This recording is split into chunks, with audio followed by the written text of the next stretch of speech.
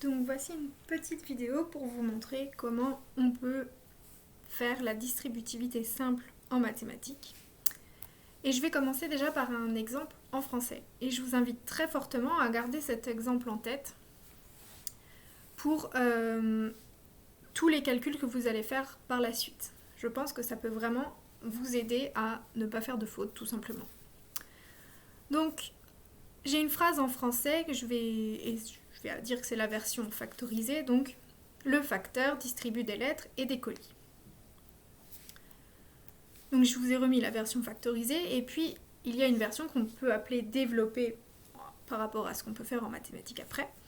C'est le facteur distribue des lettres et le facteur distribue des colis.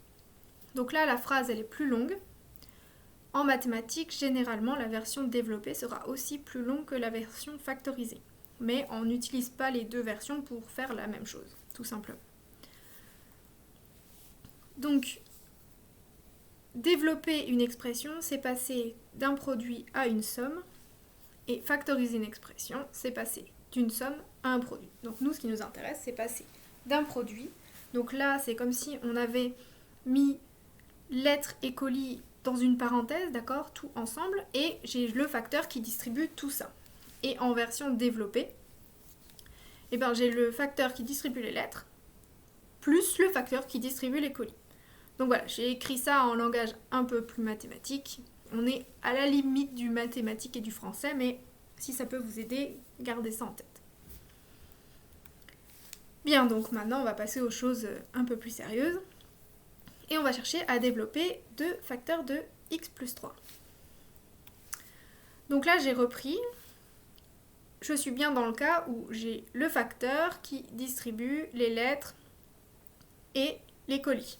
D'accord ? Donc 2 a le rôle du facteur, x a le rôle des lettres et 3 a le rôle du colis. Donc on sait que cette phrase-là, c'était la même que la phrase que j'ai remise ici, le facteur distribue des lettres et le facteur distribue des colis. Donc c'est ce que j'ai là, le facteur distribue les lettres et le facteur distribue les colis.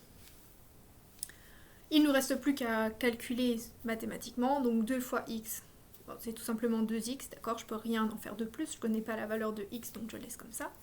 Et 2 fois 3, ça fait 6. Donc 2 facteurs de x plus 3, c'est égal à 2x plus 6.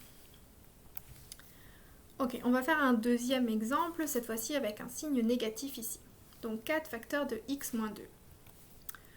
Donc là, j'ai refait la même chose. 4, c'est mon facteur. X, ce sont mes lettres. Et puis là, x moins 2, c'est x plus moins 2. Donc moins 2, c'est mon colis.